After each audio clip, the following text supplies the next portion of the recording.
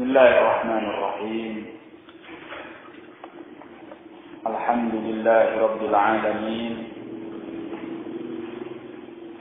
Wa bihi nasta'in ala umuri dunya wad-din. Ashhadu an la ilaha illallah wahdahu la syarika lah. وأشهد أن محمدا عبده ورسوله أما بعد. Dalam pelajaran kali ini kita kembali melanjutkan masih mengenai hadis Abdullah bin Umar radhiyallahu anhuma tentang pakaian-pakaian yang dipakai oleh al-muhrim. Di sini beliau alaihi salatu wassalam telah menjelaskan bahwa ada beberapa pakaian yang harus dihindarkan oleh seorang yang muhrim, yaitu yang telah disebutkan di dalam hadis. Dia tidak memakai al-qamis wala al-imamah wala tarawilat wala al-baran wala al-kifah. Tidak memakai al-qamis, tidak memakai serban, tidak memakai sirwal, tidak memakai al-burnus dan al-khuf. Pernyataan beliau alaihi salatu wassalam,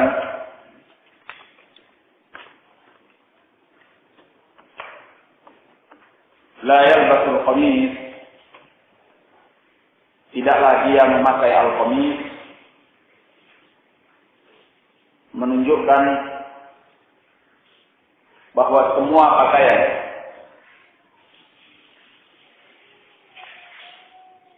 atau ini mewakili semua pakaian yang dijahit sesuai dengan ukuran badan, dijahit dan melingkupi sesuai dengan ukuran badan. Kemudian pernyataannya walal amain walal baran walal amain walal tarawilat walal baran. Ini menunjukkan bahwa seorang yang muslim dilarang untuk memakai tutup kepala yang menempel pada kepalanya, dan menunjukkan pula dilarangnya seorang yang muslim memakai setiap pakaian yang menutup salah satu anggota badannya dalam bentuk terjahit dan meliputi ukuran badan tersebut, dan menunjukkan pula dilarangnya seorang yang muslim memakai setiap pakaian yang menutupi salah satu anggota badannya dalam bentuk terjahit dan meliputi anggota badan tersebut, dalam bentuk terjahit dan meliputi anggota badan tersebut, seperti as-sirwal atau al-kufazain, sarung tangan, dan yang semisalnya, seperti as-sarawir atau al-kufazain, dua sarung tangan yang menutupi sebagian anggota tubuhnya. Nah, kemudian pernyataannya walal kifah, ini menunjukkan bahwasanya tidak boleh seorang yang muslim untuk memakai sesuatu yang menutupi kakinya, yang menempel dengannya, yang sampai kepada kedua mata kakinya. Ini menunjukkan menunjukkan bahwa tidak boleh seorang yang muhrim memakai sesuatu yang menutup kakinya sampai kedua mata kakinya. Yang menutup kakinya sampai kedua mata kakinya. Apakah itu terbuat dari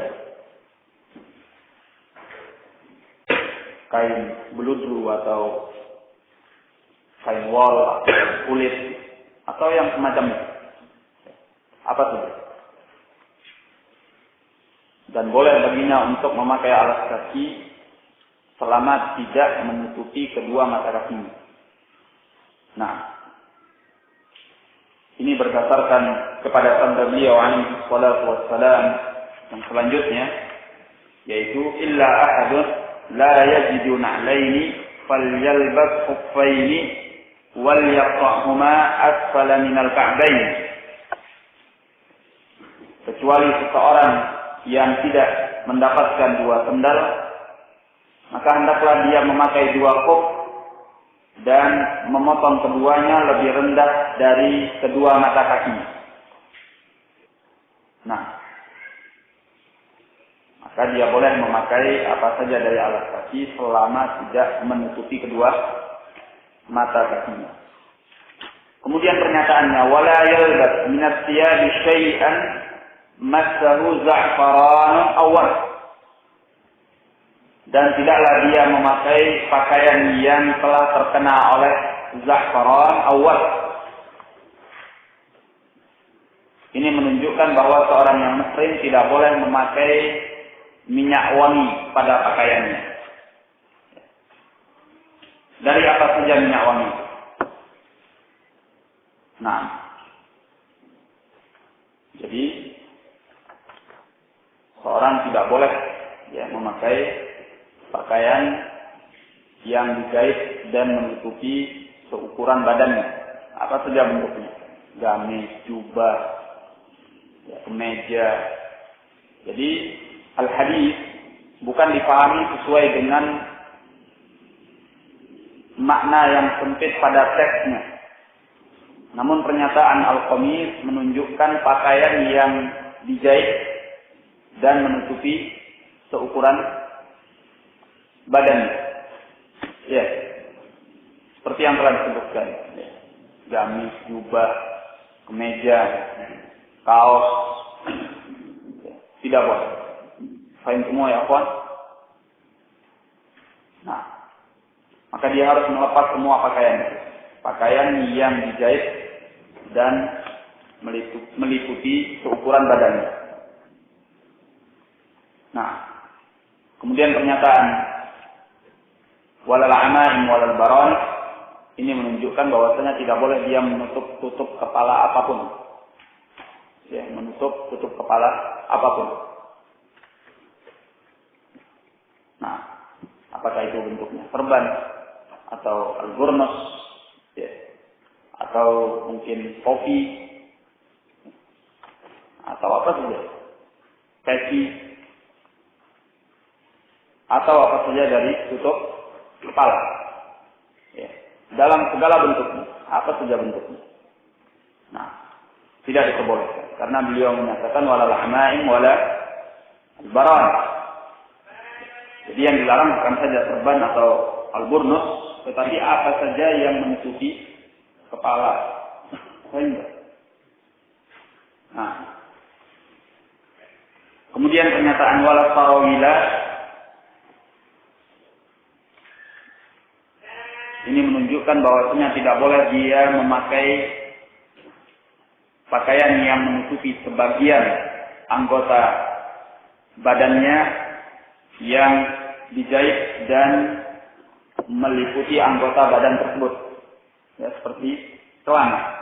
Walaupun di sini lafaznya adalah as-sarawilat. Ya, as-sarawilat. Tapi yang diinginkan adalah makna, yaitu pakaian yang dijahit untuk menutupi sebagian anggota badannya. Nah, maka tidak boleh dia memakai sempak. Celana dalam tidak boleh. Tidak boleh dia memakai celana pendek atau celana panjang atau apa saja. yang menutupi sebagian anggota badan. Demikian pula tidak boleh memakai sarung tangan. Nah, fahimtum? Baik. Kemudian pernyataan wala al-sifat ini menunjukkan bahwasanya tidak boleh dia memakai sesuatu yang menutupi kakinya, yang menutupi sampai kedua mata kakinya. Nah, walaupun lafaznya al-khuf, tetapi yang diinginkan adalah makna. Tidak boleh dia memakai al-khuf atau mungkin sepatu laras panjang atau apa saja dari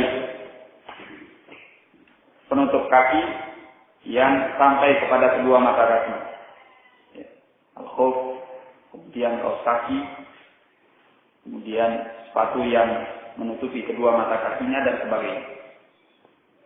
Nah, kemudian pernyataan illa ahadun la yajidu na'laini falyalbas khuffaini wal yaqfa'huma asfala min al-ka'baini, ini menunjukkan bahwa dia boleh memakai alas kaki selama tidak menutupi kedua mata kakinya, sendal, terompah atau apa saja. Nah, kemudian wala yalbas min ath-thiyabi syai'an massahu za'faran aw warq, dan tidaklah dia memakai dari pakaian sesuatu yang telah mengenainya za'faran atau warq. Pernyataan za'faran atau warq ini menunjukkan bahwa dia tidak boleh memakai bentuk minyak wangi manapun. Bukan yang diinginkan semata-mata teks yang disebutkan di dalam hadis, tetapi yang diinginkan adalah maknanya. Za'faran atau warq ini adalah dua tumbuhan yang dipakai untuk mencelup pakaian dan melahirkan wangi yang semerbak. Maka tidak boleh seorang yang muhrim memakai bentuk apapun dari api, dari minyak wangi. Nah, larangan-larangan ini bagi ar-rijal. Adapun bagi an-nisa, sebagaimana yang telah kita pelajari, ini tidak berlaku. Maka bagi seorang wanita dia diperbolehkan untuk memakai apa yang telah dilarang bagi laki-laki. Nah, dia tetap memakai baju kurungnya, baju panjangnya. Dia tetap memakai sirwal, celana panjang yang berada di dalam baju kurungnya. Tetap dia memakai al-khimar atau yang semacam itu. Tetap dia memakai al-sifat atau al-khuf. Nah, hanya dua hal yang dilarang di sini bagi an-nisa, yaitu bahwasanya al-mar'atu la tantaqib. Tidak boleh dia memakai an-niqab, menunjukkan bahwa dia tidak boleh menutup wajahnya dengan tutupan apapun. Ya, tidak dengan cadar, tidak dengan sapu tangan, atau tidak dengan apapun yang melekat dan menempel di wajahnya. Nah, walaupun yang disebutkan di sini an-niqab, tapi apapun yang semakna dengannya tidak boleh. Ya, apakah dengan cadarnya, atau dengan sapu tangan, atau dengan al-burqa, ya, atau dengan mungkin dengan serban, atau dengan apa saja. Yang penting tidak boleh dia menutup wajahnya dengan sesuatu yang menempel di wajahnya. Nah, wa hadza bila khilaf bainal ulama. Ini tidak ada perbedaan di antara ahlul ilm. Baik. Tinggal permasalahannya sekarang, yaitu hukum as-sadr. Ya, hukum as-sadr, yaitu mengulurkan pakaian atau mengulurkan kain di atas wajahnya, namun tidak melekat pada wajahnya. Maka yang demikian ini diperbolehkan indal hajah, diperbolehkan ketika dibutuhkan. Diperbolehkan ketika dibutuhkan. Berkata Imam As-Sakhawi rahimahullah, fa'amma sadlu at-tawdi ala wajhiha min ra'siha. Faqad rakhasa fihi ghairu wahidin min al-fuqaha wa mana'uha an taluffa ath-thawba aw al-khimara ala wajhiha aw tasudda an-niqaba aw tasudda an-niqaba aw tatalassama aw tatabarqa'a. Kata Imam Al-Khattabi rahimahullah, adapun mengulurkan kain atas wajahnya dari kepalanya, maka tidak hanya satu orang dari kalangan fuqaha yang memberi keringanan padanya. Artinya banyak ulama yang membolehkan hal itu. Dan mereka melarang bahwa wanita itu membalutkan pakaian atau membalutkan kain atau al-khimar atas wajahnya. Nah, tidak boleh dia menutup dengan membalutkan kain di wajahnya. Ya, apa saja kain itu, apakah sarung mungkin, atau mungkin serban, ya, atau mungkin jilbabnya sendiri, ya, khimarnya sendiri dia tutupkan ke wajahnya begini. Tidak boleh ketika ihram. Ya. Atau dia menutupkan cadarnya, ya. Ini menutupkannya ke wajahnya, melekatkannya ke wajahnya, tidak boleh.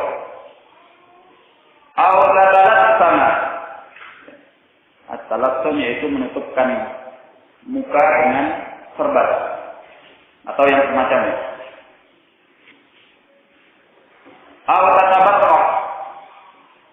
Maknanya hampir serupa. Nah, yaitu tidak memakai al-burqa. Ini cadar yang melekat, menempel kuat di wajah.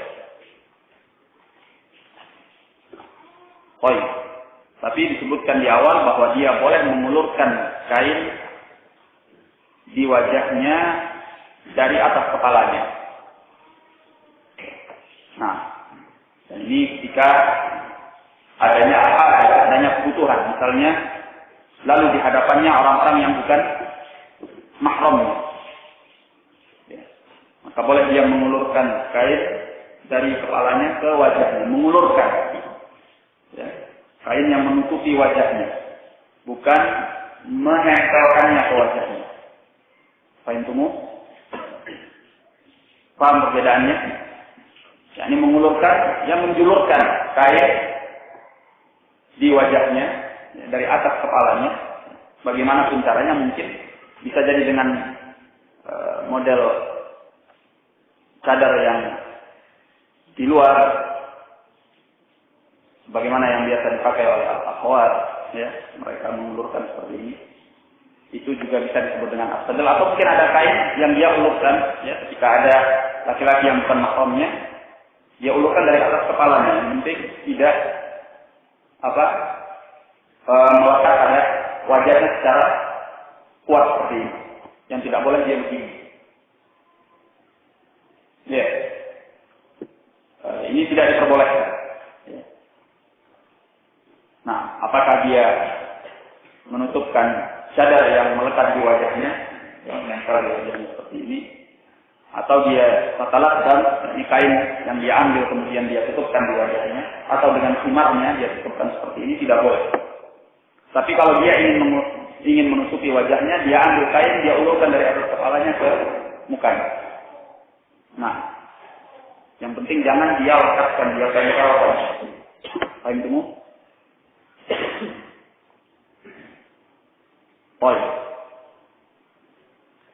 Kemudian dinyatakan oleh Imam Al-Khattabi rahimahullah, wa mimman qala bi anna al-mar'ata tasdulu ath-thawba 'ala wajhiha min fawqi ra'siha 'Atha wa Malik wa Ahmad bin Hanbal wa Ishaq wa huwa qawlu Muhammad bin al-Hasan. Di antara ulama yang berpendapat bolehnya wanita mengulurkan kainnya atas wajahnya dari atas kepalanya, yaitu Atha, kemudian Malik, Ahmad bin Hanbal, Ishaq, dan ini adalah pendapat Muhammad bin Al-Hasan, murid dari Abi Hanifah. Nah,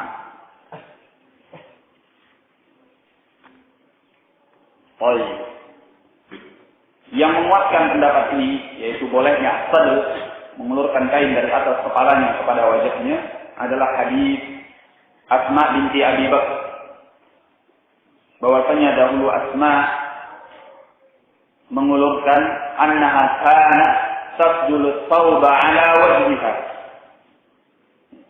wa hiya muslimah. Asma dahulu mengulurkan kain di atas wajahnya sedangkan dia dalam keadaan ihram, dan hadis ini sahih. Baik. Ini mengenai taghfiyatul wajh lil mar'ah. Kemudian pernyataannya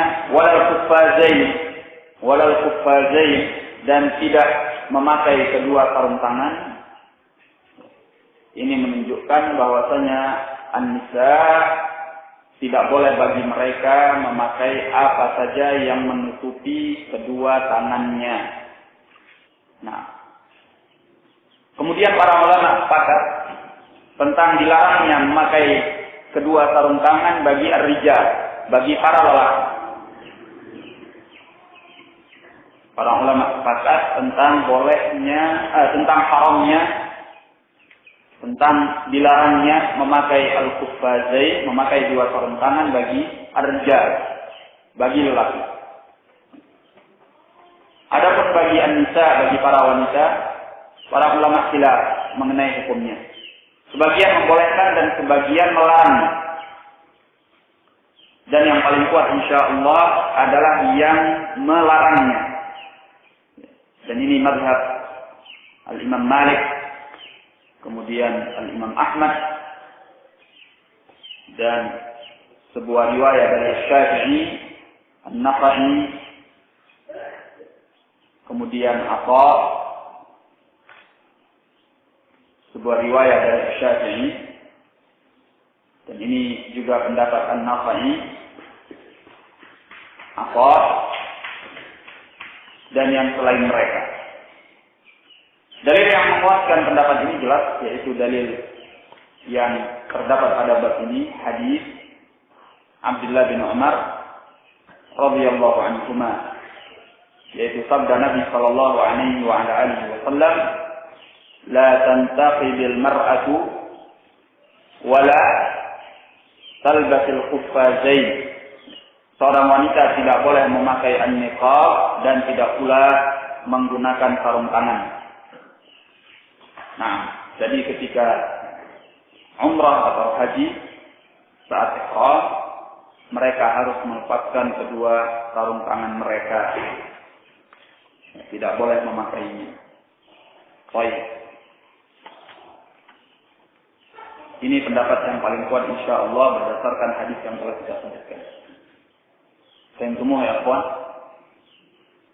Maka selain apa yang disebutkan oleh Nabi Shallallahu Alaihi Wasallam, hukum asalnya adalah boleh. Selain yang disebutkan oleh Nabi, pada hukum asalnya adalah boleh. Ya.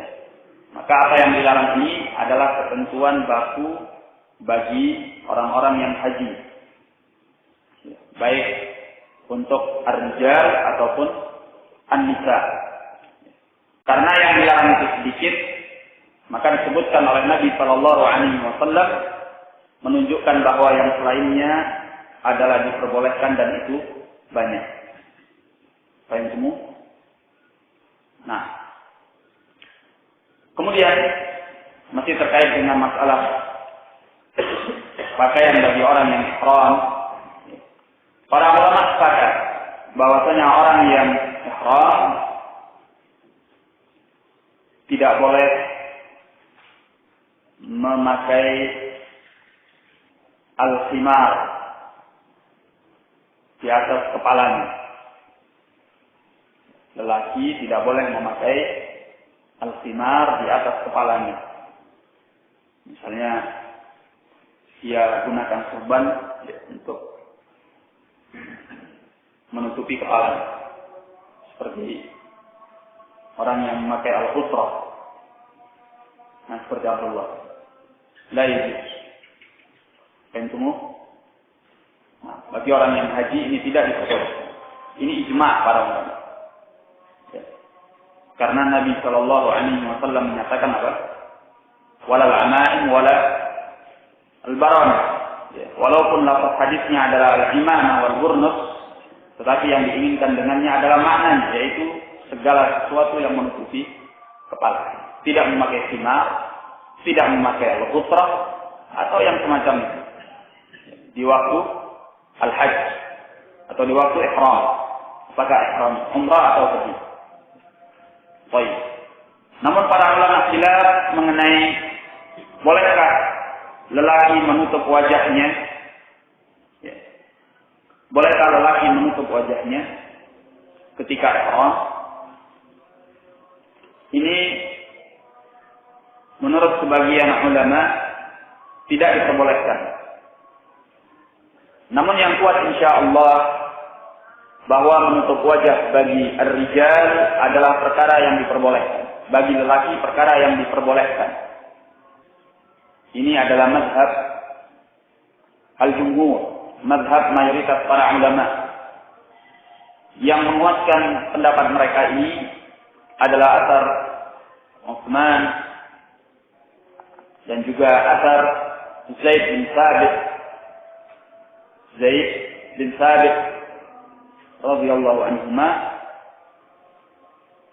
di mana keduanya dahulu kana yuqammirani wujuhahuma wa huma fi halatil ihram, bahwasanya keduanya dahulu menutupkan khimar pada wajah keduanya, padahal keduanya sedang dalam keadaan ihram. Juga yang menguatkan karena tidak adanya dalil hadis yang sahih yang melarang hal itu bagi lelaki. Tidak adanya dalil atau hadis yang sahih yang melarang hal itu bagi ar-rijal. Nah, yang dilarang oleh Nabi Shallallahu Alaihi Wasallam adalah an-nisa. Kata beliau, la tantaqibi al-mar'ah. Jadi yang dilarang adalah al-mar'ah, bukan ar-rajul. Baik. Maka yang kuat insyaallah taala adalah mazhabul jumhur, mazhab mayoritas para ulama. Adapun yang datang dalam sebagian riwayat dari hadis Abdullah bin Abbas bahwasanya Nabi Shallallahu Alaihi Wasallam melarang untuk, atau lafaznya beliau menegaskan, la tuqammir ra'sahu wa la tughattu wajhahu. Ya. Beliau melarang para sahabat ketika mengkafani seorang yang meninggal di dalam hajinya untuk menutup kepalanya ataupun menutup wajahnya. Beliau menyatakan, la tuqammiru ra'sahu wa la tughattu wajhahu. Janganlah kalian menutup kepalanya dan jangan pula kalian menutup wajahnya. Ya. Riwayat ini adalah riwayat yang datang di dalam As-Sahihain. Namun tidak disebutkan tambahan yang terakhir, yaitu pernyataan beliau, wala tughattu wajhahu, dan janganlah kalian menutup wajahnya. Maka yang dekat insyaallah apa yang dikeluarkan oleh Al-Bukhari dan Muslim, yaitu tanpa lafaz ini. Nabi melarang untuk para sahabat menutup kepalanya, tetapi beliau tidak menyebutkan dalam riwayat As-Sahihain untuk tidak menutup wajahnya. Kemudian kata beliau, li'annahu yub'atsu yaumal qiyamati mulabbiya, karena dia akan dibangkitkan pada hari kiamat nanti dalam keadaan bertalbiyah. Jadi yang dilarang oleh beliau adalah menutup kepalanya. Adapun tambahan wala tughattu wajhahu, janganlah kalian menutup wajahnya, fa hadza dhaif. Ini adalah tambahan yang lemah di luar as-sahihain. Nah, jadi bagi seorang lelaki yang muhrim diperbolehkan untuk yughatti wajhah, menutup wajahnya. Ya, apakah itu dengan serban atau dengan khimar atau dengan sapu tangan atau dengan tisu atau dengan apa saja. Diperbolehkan. Yang dilarang adalah an-nisa, al-mar'ah. Baik, kita cukupkan dulu sampai di sini. Allahu a'lam bishawab. Wabillahi taufiq. Assalamualaikum warahmatullahi wabarakatuh.